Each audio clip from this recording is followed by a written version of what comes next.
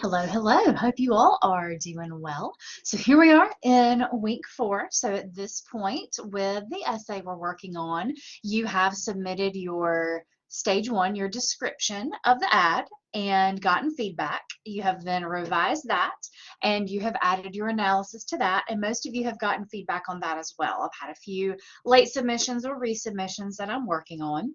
So I wanted to today work on with you how you can maybe develop your analysis paragraph a little bit more, and then how we can start working on taking these content paragraphs and putting the information around them we need to develop this into a full essay. So I'm going to share an ad with you all that I've been working with in my night class with my night class students.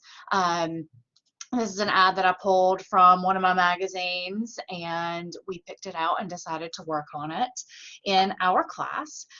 So this is from an October issue of Entertainment Weekly magazine, and this is a Kraft cheese ad. So I was looking at this with my students in class, and we were talking about sort of what works with this ad or what's interesting, what's unusual.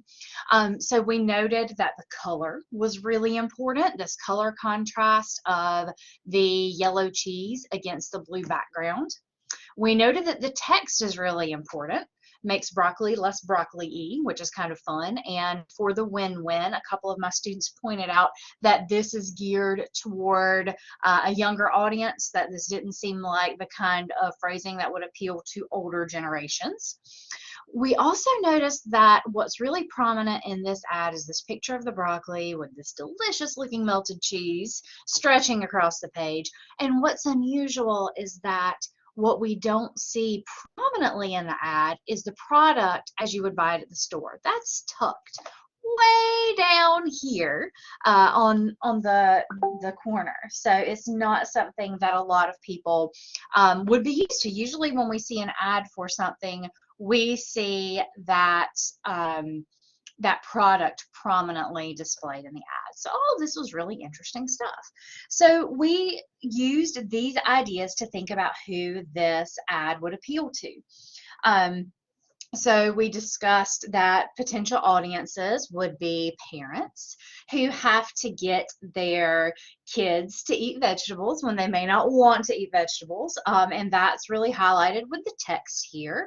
That's highlighted with this picture of the oozy cheese where you can barely see the broccoli. I feel convinced there's a vegetable under there, but it's hard to see. That it's geared toward perhaps people who want to eat healthier but are struggling with it.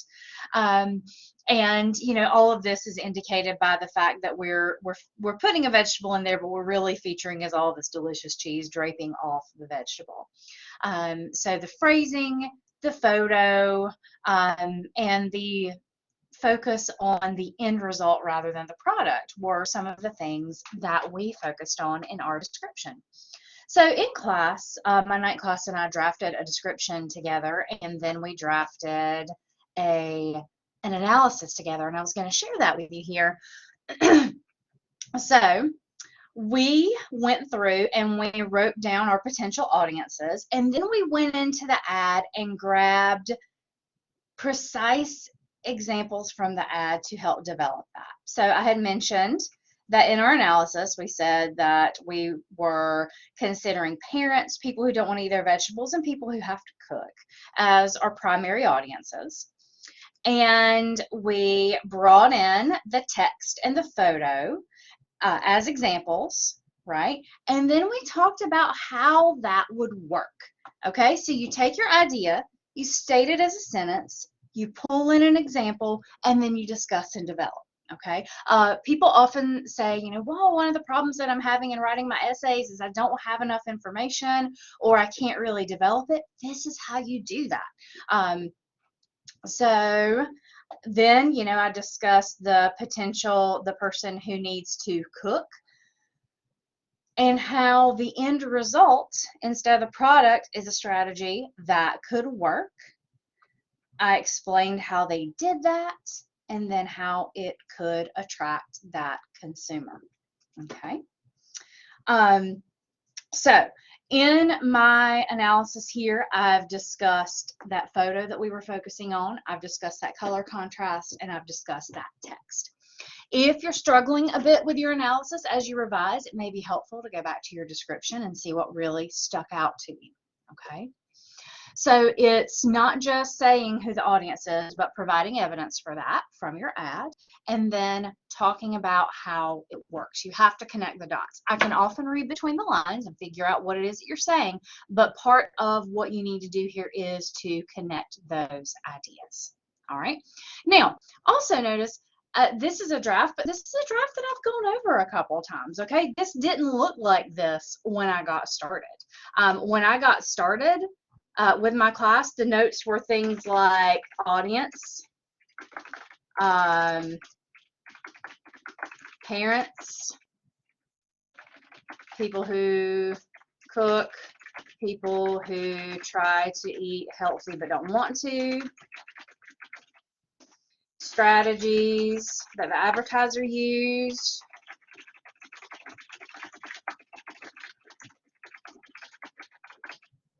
okay? So those were what we started with, okay? And then we put this part into complete sentence.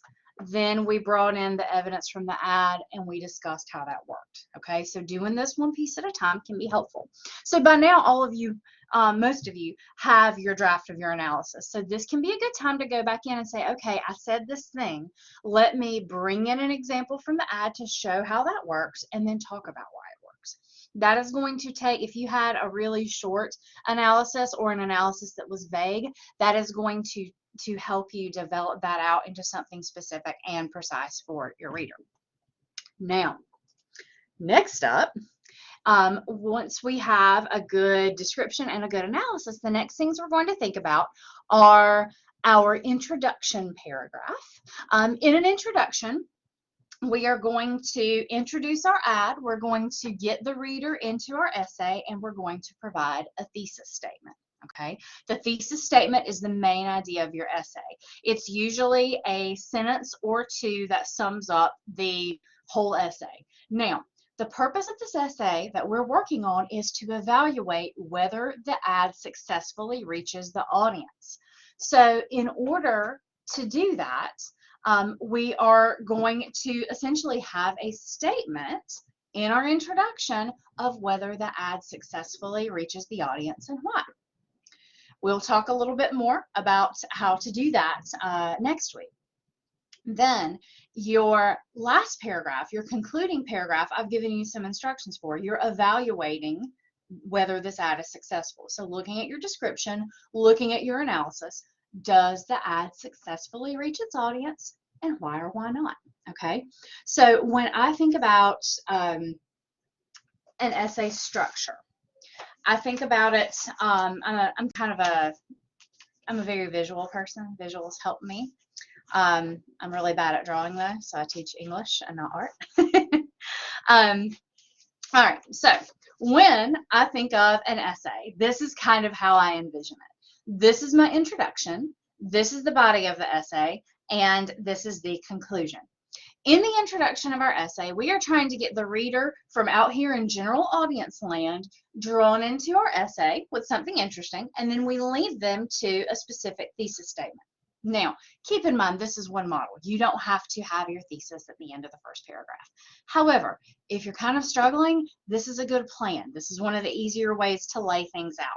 And once you feel comfortable, then you can experiment some more. Now, if you're somebody who's really good at introductions and really good at thesis statements, you don't have to take my advice right now, okay? This is for folks who feel like they need some instruction, need some structure, and need some help.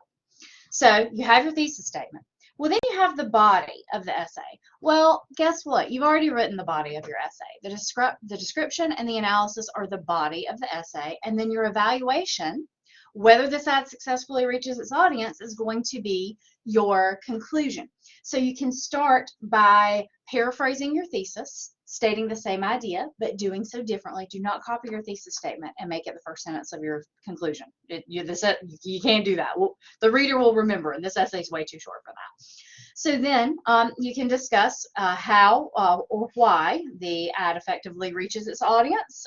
If it does sum that up. If it doesn't, you could even maybe suggest what would have been a better idea. And then leave your reader with something to think about. Send them back out of the essay. Okay? So in your introduction, you start generally and get more specific. Then you have your body. Then you start more specifically and then get more general as you guide the reader out of your essay. Now, you don't have to do that yet. But what I want you to do is to be thinking about how you want to do that. Jot down some ideas.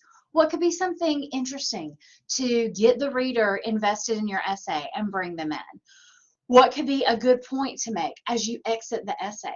Think about that over the next couple of days and jot down your ideas. Put down ideas, even if you don't like your ideas, even if you hate your ideas, even if you think your ideas are gross, okay? Or if you love your idea, go ahead and write it down so you're not sitting there trying to remember. You think you're going to remember, but you have a lot going on, okay? There's a lot to remember. A lot's going to come in and out of here in the next couple of days, and stuff goes away. Write it down, okay? Put it on a sticky note, jot it in a memo on your phone, record yourself a note, stick it in a Google Doc, stick it in your file for your essay, whatever. Just write something down, okay? So I will be back with some strategies to help you put these ideas together, and I'll walk through a sample introduction and a sample conclusion and some thesis statement templates that you don't have to use but will be available for you. So I had said last week that this is your kind of your last chance to catch up. I know a lot of folks are behind on this essay. This is it. You have to get that stuff in right now or you're going to miss the opportunity to do this essay. So if you're behind, if you did not get stage 1 in on time, if you didn't get stage 2 on time, this is your last chance to get feedback. I'm not able to grade those and give feedback on those forever. Okay, I don't say that to stress you out, but it's definitely time to take things seriously in English 111. We're going to be moving on in. We're going to get done with this essay in the next 2 weeks, and then you're going to start exploring for research, and we'll be looking at the kinds of writing and note taking we'll be doing for that. I did also want to remind students that I will be gone the week of September 19th. I will be leaving on the 17th and returning to work on the 26th, and I will be very unavailable. I will not be here at all. So I apologize for that, but I'm going to leave you with plenty of resources and materials. I will be opening up modules, so those of you who love to work ahead can work ahead, and those of you who will again need a little catch-up time, we'll have a little bit of catch-up time while I'm gone. This will also be a great time to utilize the study hall. That is open from 12 to 3, Monday through Thursday, on the Lee campus in 811, and we also have a Collaborate link. I will share that information with you again. It's a good time to utilize the Writing Center, and it's a good time to read ahead, work ahead, catch up. If you're behind in English 011, this is a good opportunity to catch up there as well. So if you're feeling behind all around, focus on the writing work for English 111, and then focus on catching up in the 011.